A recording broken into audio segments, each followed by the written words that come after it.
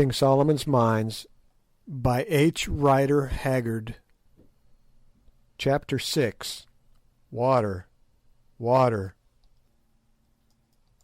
2 hours later, that is, about 4 o'clock, I woke up, for so soon as the first heavy demand of bodily fatigue had been satisfied, the torturing thirst from which I was suffering asserted itself. I could sleep no more. I had been dreaming that I was bathing in a running stream, with green banks and trees upon them, and I awoke to find myself in this arid wilderness, and to remember, as Umbopa had said, that if we did not find water this day we must perish miserably. No human creature could live long without water in that heat. I sat up and rubbed my grimy face with my dry and horny hands, as my lips and eyelids were stuck together, and it was only after some friction and with an effort that I was able to open them. It was not far from dawn, but there was none of the bright feel of dawn in the air, which was thick with a hot murkiness that I cannot describe. The others were still sleeping. Presently it began to grow light enough to read, so I drew out a little pocket copy of the Ingoldsby Legends which I had brought with me, and read "The Jackdaw of Rheims." When I got to where "a nice little boy held a golden ewer, embossed and filled with water as pure as any that flows between Rheims and Namur," literally I smacked my cracking lips, or rather tried to smack them. The mere thought of that pure water made me mad. If the Cardinal had been there with his bell, book, and candle, I would have whipped in and drunk his water up. Yes, even if he had filled it already with the suds of soap worthy of washing the hands of the Pope, and I knew that the whole consecrated curse of the Catholic Church should fall upon me for so doing. I almost think that I must have been a little light-headed with thirst, weariness, and the want of food, for I fell to thinking how astonished the Cardinal and his nice little boy and the jackdaw would have looked to see a burnt-up, brown-eyed, grizzly-haired little elephant hunter, suddenly bound between them, put his dirty face into the basin and swallow every drop of the precious water. The idea amused me so much that I laughed, or rather cackled, aloud, which woke the others, and they began to rub their dirty faces and drag their gummed-up lips and eyelids apart. As soon as we were all well awake, we began to discuss the situation, which was serious enough. Not a drop of water was left. We turned the bottles upside down and licked the tops, but it was a failure. They were dry as a bone. Good, who had charge of the flask of brandy, got it out and looked at it longingly, but Sir Henry promptly took it away from him, for to drink raw spirit would only have been to precipitate the end. "If we do not find water we shall die," he said. "If we can trust to the old Dom's map, there should be some about," I said, but nobody seemed to derive much satisfaction from this remark. It was so evident that no great faith could be put in the map. Now it was gradually growing light, and as we sat staring blankly at each other, I observed the Hottentot Ventvögel rise and begin to walk about with his eyes on the ground. Presently he stopped short, and uttering a guttural exclamation, pointed to the earth. "What is it?" we exclaimed, and rising simultaneously, we went to where he was standing staring at the sand. "Well," I said, "it is fresh springbok spoor. What of it?" "Springboks do not go far from water," he answered in Dutch. "No," I answered, "I forgot, and thank God for it." This little discovery put new life into us, for it is wonderful when a man is in a desperate position how he catches at the slightest hope, and feels almost happy. On a dark night a single star is better than nothing. Meanwhile Ventvögel was lifting his snub nose and sniffing the hot air for all the world like an old impala ram who scents danger. Presently he spoke again. "I smell water," he said. Then we felt quite jubilant, for we knew what a wonderful instinct these wild-bred men possess. Just at that moment the sun came up gloriously, and revealed so grand a sight to our astonished eyes that for a moment or two we even forgot our thirst. There, not more than 40 or 50 miles from us, glittering like silver in the early rays of the morning sun, soared Sheba's breasts, and stretching away for hundreds of miles on either side of them ran the great Suliman Berg. Now that sitting here I attempt to describe the extraordinary grandeur and beauty of that sight, language seems to fail me. I am impotent even before its memory.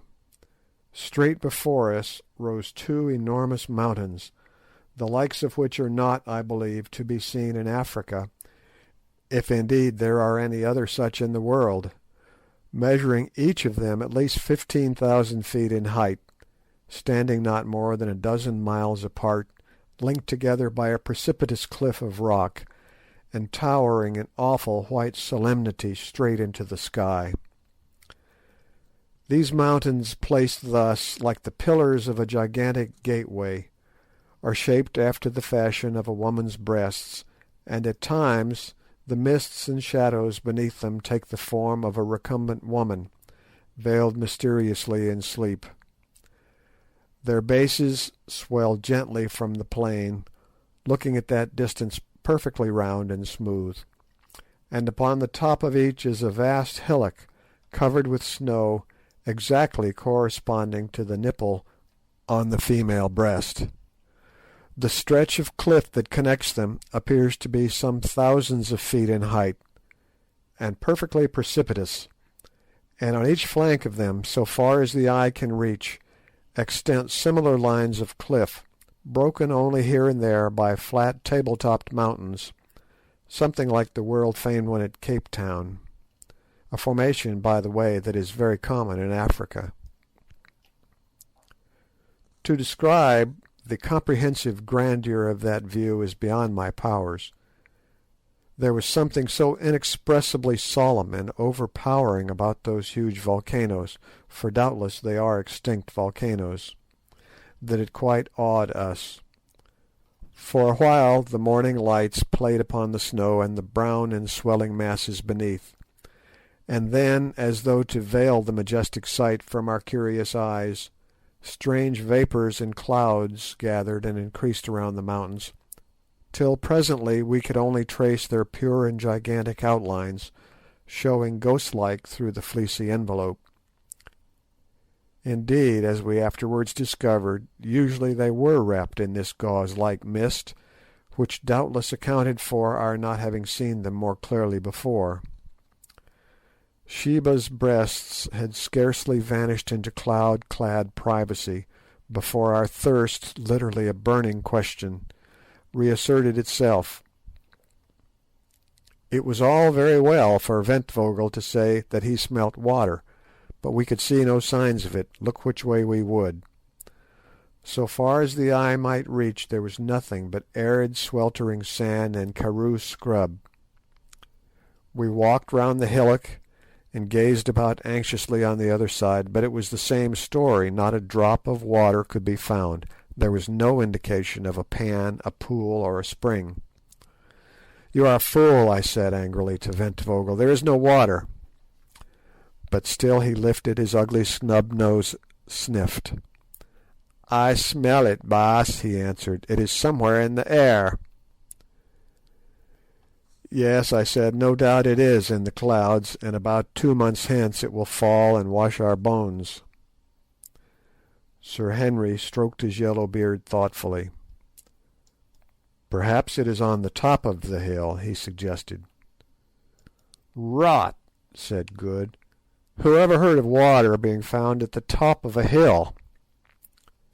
"Let us go and look," I put in, and hopelessly enough we scrambled up the sandy sides of the hillock, Umbopa leading. Presently he stopped as though he was petrified. "Nanzia manzi," that is, "here is water," he cried with a loud voice. We rushed up to him, and there, sure enough, in a deep cut or indentation on the very top of the sand koppie, was an undoubted pool of water. How it came to be in such a strange place we did not stop to inquire, nor did we hesitate at its black and unpleasant appearance. It was water or a good imitation of it, and that was enough for us. We gave a bound and a rush, and in another second we were all down on our stomachs, sucking up the uninviting fluid as though it were nectar fit for the gods. Heavens, how we did drink! Then, when we had done drinking, we tore off our clothes and sat in the pool, absorbing the moisture through our parched skins. You, Harry, my boy, who have only to turn a couple of taps to summon hot and cold from an unseen, vasty cistern, can have little idea of the luxury of that muddy wallow in brackish, tepid water. After a while we rose from it, refreshed indeed, and fell to on our biltong, of which we had scarcely been able to touch a mouthful for 24 hours, and ate our fill. Then we smoked a pipe, and lay down by the side of that blessed pool under the overhanging shadow of its bank, and slept till noon. All that day we rested there by the water, thanking our stars that we had been lucky enough to find it, bad as it was, and not forgetting to render a due share of gratitude to the shade of the long-departed Da Silvestra, who had set its position down so accurately on the tail of his shirt. The wonderful thing to us was that the pan should have lasted so long, and the only way in which I can account for this is on the supposition that it is fed by some spring deep down in the sand. Having filled both ourselves and our water bottles as full as possible, in far better spirits we started off again with the moon. That night we covered nearly 25 miles, but needless to say found no more water, though we were lucky enough the following day to get a little shade behind some ant heaps. When the sun rose and for a while cleared away the mysterious mists, Suliman's Berg, with the two majestic breasts, now only about 20 miles off, seemed to be towering right above us, and looked grander than ever. At the approach of evening we marched again, and to cut a long story short, by daylight next morning found ourselves upon the lowest slopes of Sheba's left breast, for which we had been steadily steering. By this time our water was exhausted once more, and we were suffering severely from thirst, nor indeed could we see any chance of relieving it till we reached the snow line far, far above us.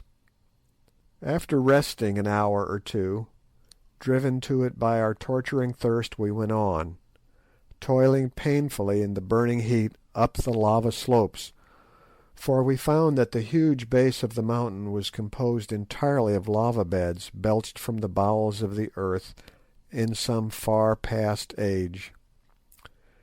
By 11 o'clock we were utterly exhausted, and generally speaking in a very bad state indeed. The lava clinker over which we must drag ourselves, though smooth compared with some clinker I have heard of, such as that on the island of Ascension, for instance, was yet rough enough to make our feet very sore, and this, together with our other miseries, had pretty well finished us. A few hundred yards above us were some large lumps of lava, and toward these we steered with the intention of lying down beneath their shade. We reached them, and to our surprise, so far as we had a capacity for surprise left in us, on a little plateau or ridge close by we saw that the clinker was covered with a dense green growth. Evidently soil formed of decomposed lava had rested there, and in due course had become the receptacle of seeds deposited by birds. But we did not take much further interest in that green growth, for one cannot live on grass like Nebuchadnezzar. That requires a special dispensation of Providence and peculiar digestive organs. So we sat down under the rocks and groaned, and for one I wish heartily that we had never started on this fool's errand. As we were sitting there I saw Umbopa get up and hobble towards the patch of green, and a few minutes afterwards, to my great astonishment, I perceived that usually very dignified individual dancing and shouting like a maniac, and waving something green. Off we all scrambled towards him as fast as our wearied limbs would carry us, hoping that he had found water. "What is it, Umbopa, son of a fool?" I shouted in Zulu. "It is food and water, Macumazahn," and again he waved the green thing. Then I saw what he had found. It was a melon. We had hit upon a patch of wild melons, thousands of them, and dead ripe.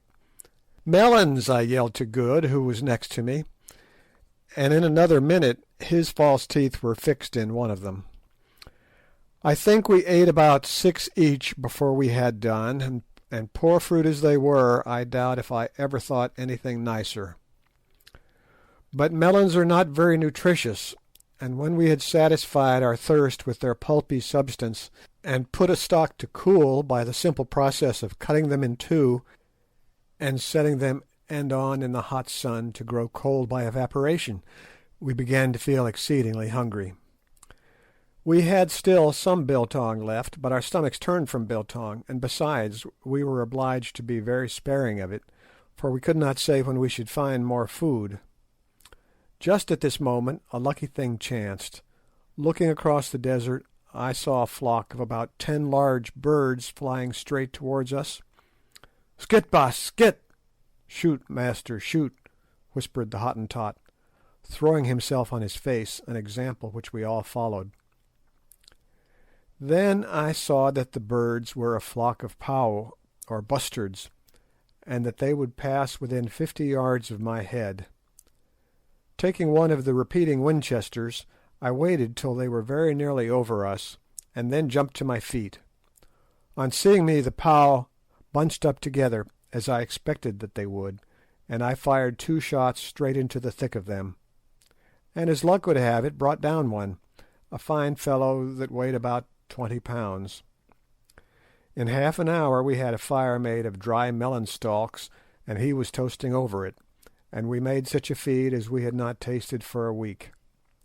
We ate that pau, nothing was left of him but his leg bones and his beak, and we felt not a little the better afterwards. That night we went on again with the moon, carrying as many melons as we could with us.